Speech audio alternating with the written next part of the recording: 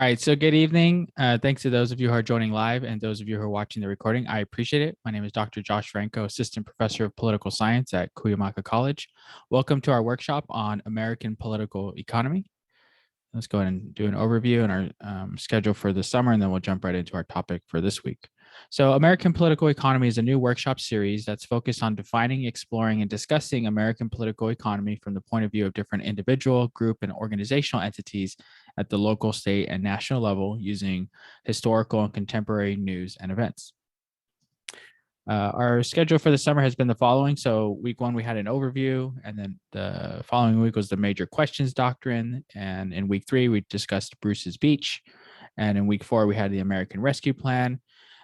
Week five, we didn't have a workshop. I was at an event honoring our outgoing college president, Dr. Juliana Barnes. And so we had no workshop last week. And today we'll be talking about climate change and energy. So let's go ahead and jump to that topic.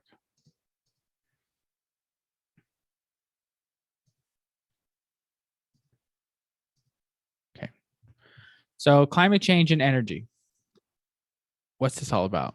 Well, let's go into some learning objectives and then the definitions. So by the end of this workshop, you'll be able to describe the intersection of climate change and energy. Secondly, explain how climate change and energy relates to at least one of the four APE areas.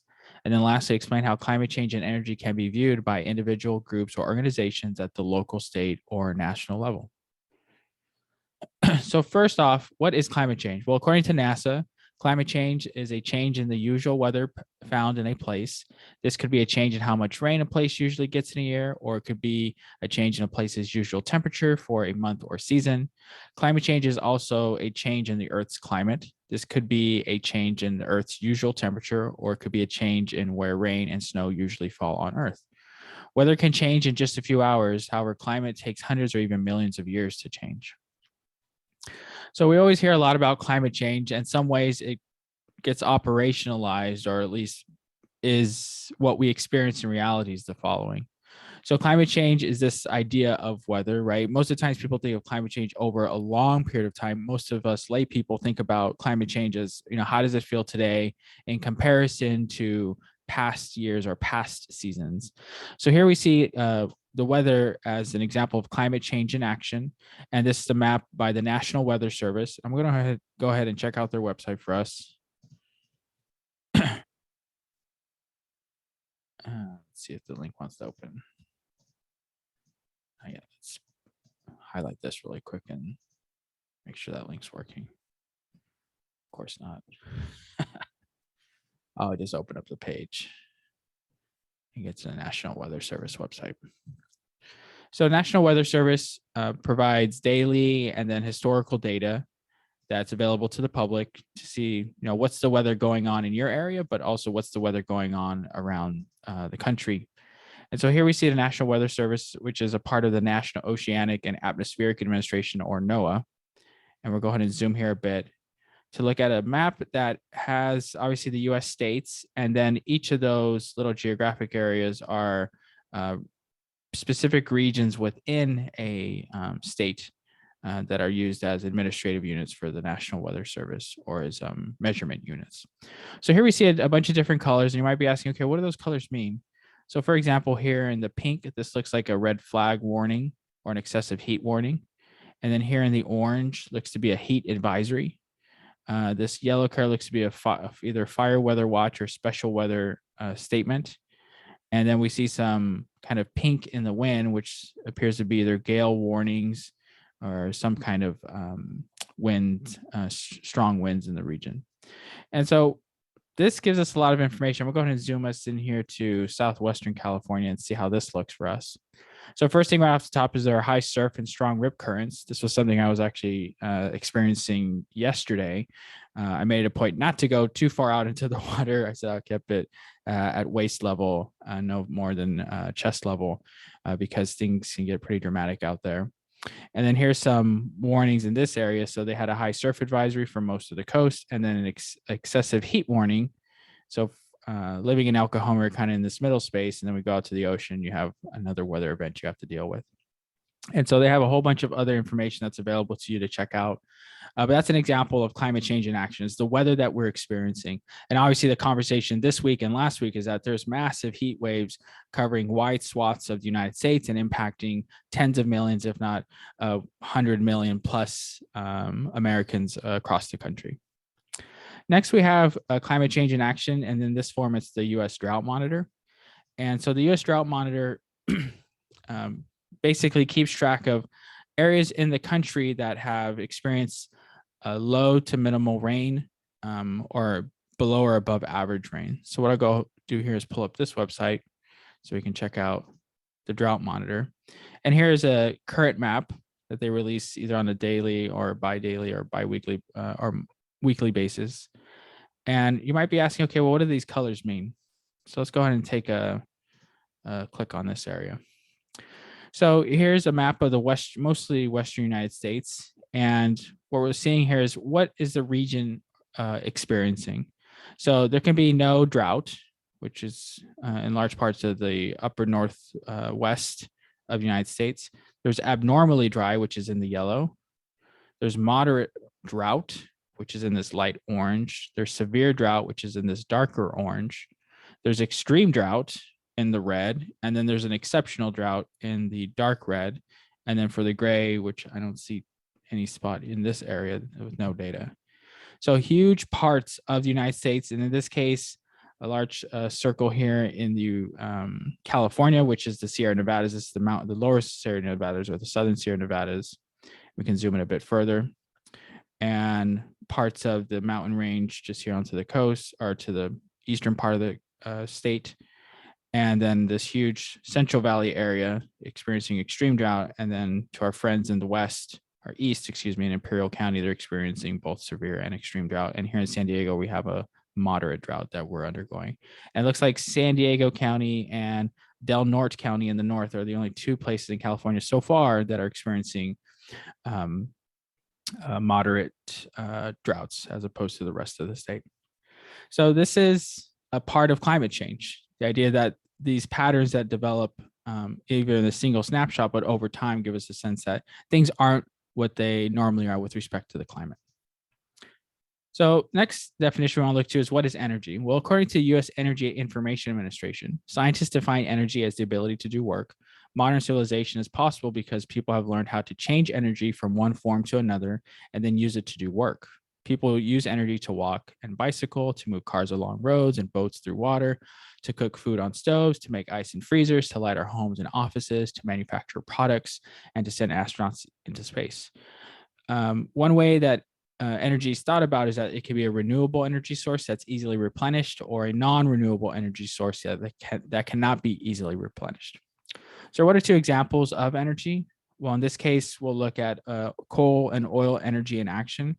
So this is a map by the U.S. Energy Information Administration, and it shows the coal and oil fields, the known coal and oil fields throughout the United States. So in the gray part, that's identified coal sources, and then the other ones are oil sources. So you make a note here that a good chunk of the United States geographically, I would say about half of it, maybe it's slightly less than half, has known fossil fuel potential in this case, obviously the ground, because it's coal and oil. So this is one example of energy in action. The second is solar energy in action. So what we see here is a map of the United States again. And if it's green, there's not a lot of solar energy potential. And then as we go from green to yellow, the energy potential gets higher. And then once we get to yellow to orange and red, that's the largest amount of energy potential for solar energy in the United States. So here we see that I would say about half the country has potential or high potential. And then about maybe 20%, maybe 15% has real high potential for solar energy. And notably here in California, a good chunk of it, about half the state, has high solar energy potential. So here we have, defined in our minds both what is climate change and what is energy, and then seeing that in action for those two parts. Now, another concept I want to bring up is that of environmental racism, and how it relates to this kind of nexus between climate change and energy. So I'm gonna go ahead and open up this Wikipedia page. and I'll have this paragraph read to us. And let me zoom in just a bit because the text is small. And we'll go from there.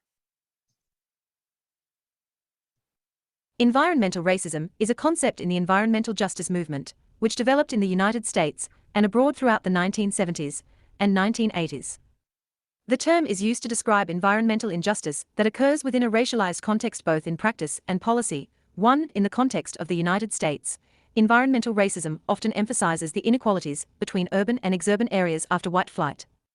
Internationally, environmental racism can refer to the effects of the global waste trade, like the negative health impact of the export of electronic waste to China from developed countries, as well as the particular vulnerability of indigenous groups to environmental pollution.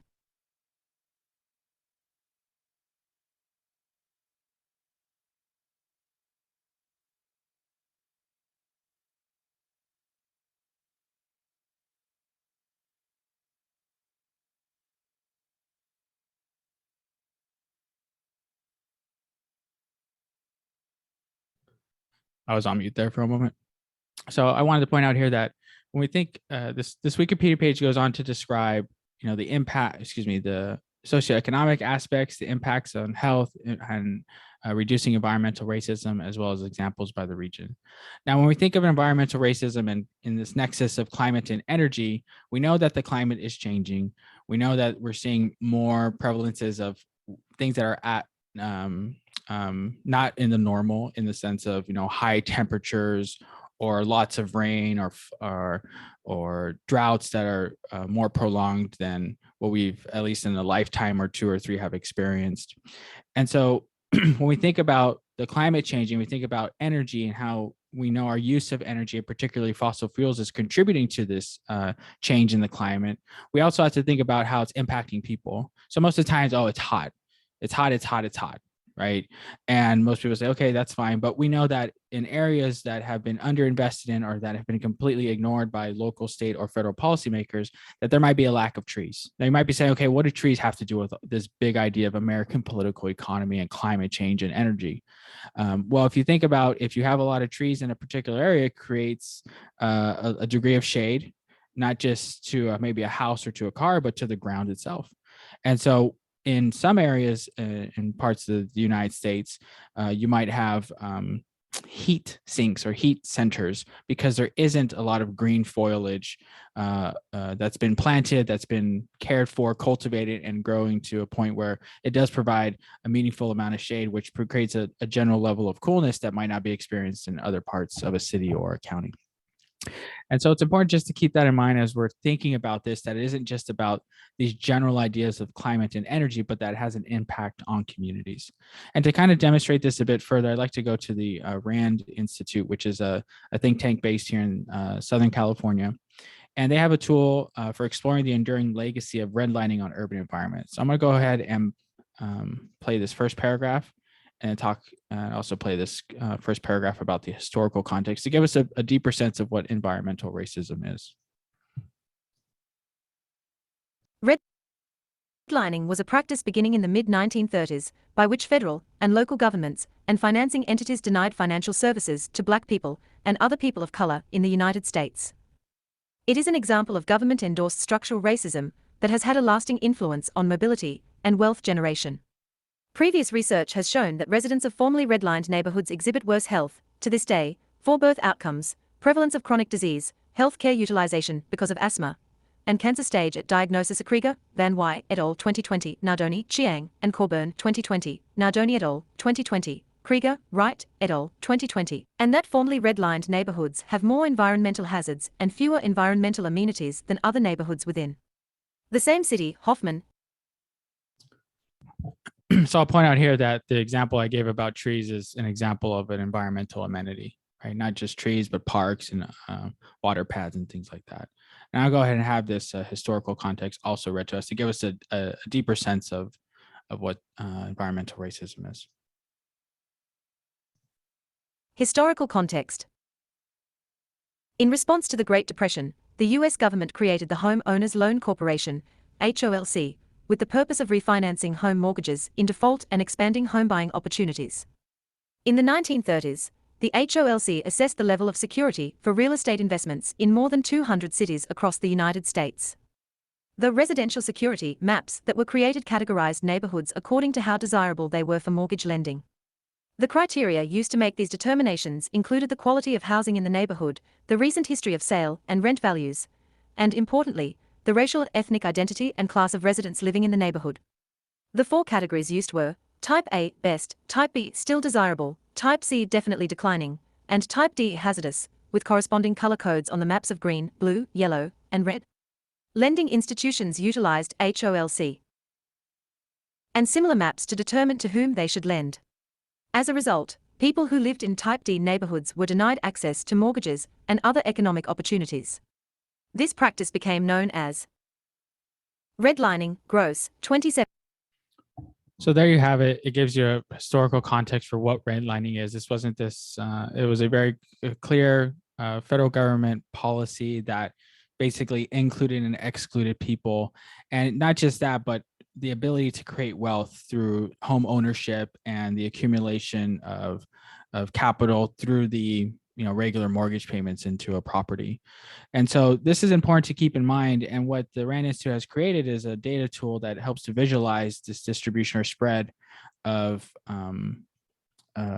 what we know to be as an example of environmental racism. So I'll go ahead and pull up an example here in California, and we'll go to the town of, or the city of Fresno in the Central Valley. So say about 7 hours north of us, a little bit far from San Diego, but nonetheless, what we see here is a couple of things. So here's the city of Fresno, and we have those grades that were mentioned earlier about, is a residential community something that should be or not, or shouldn't be rated at some degree of level.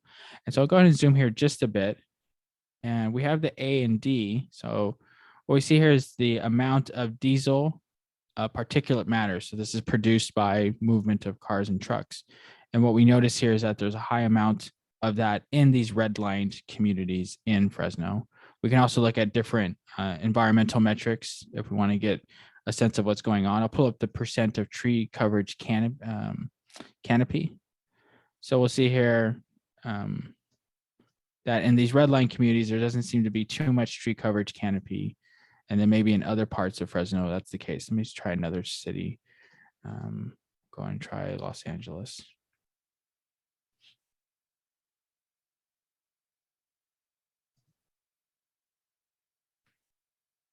Maybe Sacramento.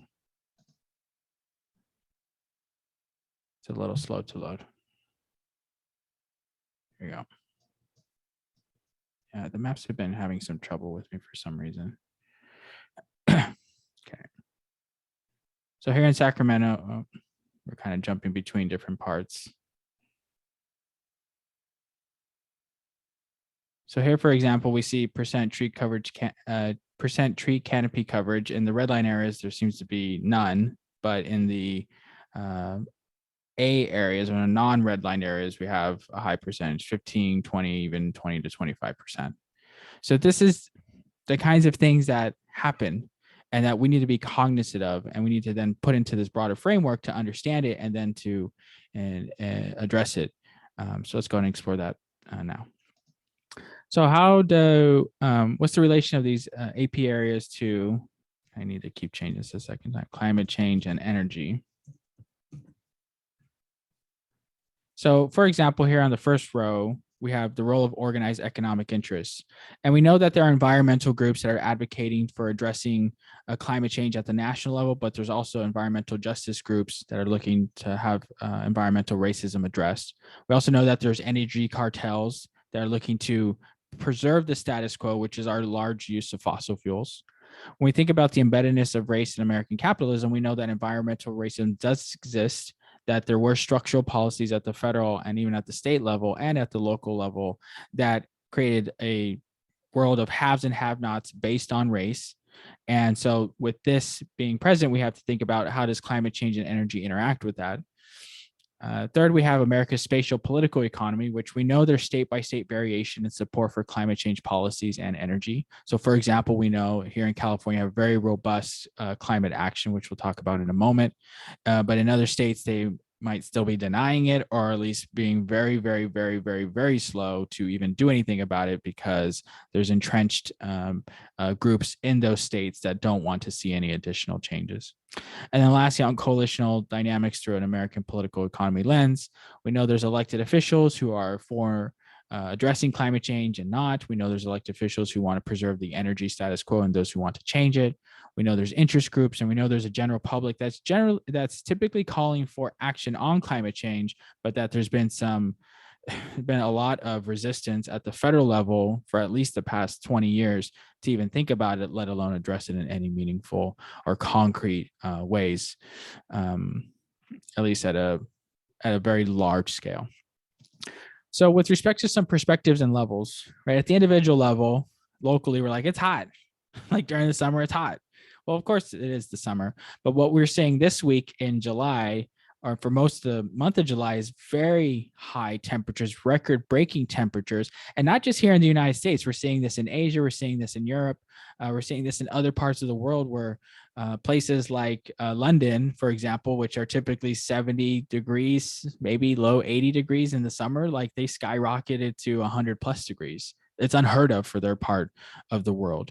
Or here in the States, we know that parts of Oklahoma and Texas for the first time have hit 110, 111, 115 degrees Fahrenheit. And so there's change. It's hot. People recognize it and they're perplexed by it, but we know that it's an intersection between energy and climate change. For individuals at the state level, know that there's a thing called, like, for example, the Drive Clean California program, which gives you a rebate if you buy an electric or plug-in electric vehicle at certain amounts, so you can check out that website. And for individuals at the national level, there are federal tax credits for the purchase of electric or plug-in electric vehicles. For those of us who live here in San Diego County and have San Diego Gas and Electric as our utility provider, this month, for example, we're getting a climate credit, which is their way of saying we've invested in we've done clean energy investments. Obviously, there's still some room to grow in that area, but here's a credit for what we've done. And luckily enough, it's timed in the summer where our energy use is a little bit higher. Next, I'll point out at the organizational level, at the local, here in San Diego County, there is a climate action plan. Let me go ahead and pull up that link so you can see what this is about. So the county is in the process of updating its climate action plan, and let's go ahead and see if this will play for us. Climate change is a global issue that is addressed through local actions, including implementation of the county's climate action plan. Currently, the county is embarking upon a climate action plan update. This effort to adopt a certified plan that will reduce greenhouse gas emissions in the unincorporated area of the county and emissions associated with operating county facilities through new policies and programs will help us make progress towards our commitment to reduce climate change impacts in our community. To get involved in the update, visit www.sandiegocounty.gov/CAP and enter your email to subscribe to project updates, attend public outreach events, and stay informed of the CAP update progress. In recent years, climate change has caused record-breaking heat and drought that leads to tree mortality, that fuels more intense wildfires. Climate change also causes record-breaking floods and more frequent and severe hurricanes in other parts of the country and globally. Climate change is caused by an increase in greenhouse gases in the atmosphere. What is a greenhouse gas, or GHG? It is a gaseous compound that traps and holds heat in the atmosphere. With more greenhouse gases in the air holds more heat, and the Earth's temperature goes up. There are several steps we can take to reduce greenhouse gases and live more sustainably. We can walk, bike, take public transit, or carpool instead of driving alone. Take shorter showers and turn off water when not in use to conserve. Turn off appliances or lights when not in use to use less energy. And increase waste diversion by composting and recycling. All of these actions help to reduce our individual carbon footprint and save precious resources. The County of San Diego reduces greenhouse gas emissions in the unincorporated area of the county and emissions associated with operating county facilities through implementation of the Climate Action Plan. So that short video gives us just an introduction to the Climate Action Plan, obviously a call for action. And I think this is one of the most concrete ways that this nexus of climate change and energy is being done at the local level, is that counties and cities have saying, we're going to develop climate action plans. We're going to find ways to reduce our greenhouse gas emissions. We're going to find ways to support communities that have been overlooked or explicitly excluded from environmental investments and benefits. And to know that ultimately, when we think about this nexus of climate energy and climate change and energy, that in the context of American political economy, it does have a role, right? That we know that organized economic interest, that the embeddedness of race, that the spatial economy and the coalitional dynamics around this have been very intense over the past 20 years. And as people start to feel the changes, not just think about the changes or anticipate the changes, but start to feel the changes, it's really a question of where is the will, not only at the local level, which we're seeing, or at the state level, which we're seeing, but at the national level here in the United States, about whether or not we're going to tackle not just climate change, but the impacts of it and the disparate impacts across various communities across the country. So with that, I appreciate you taking the time to listen in. We'll go ahead and get to our discussion, and take care and have a great evening.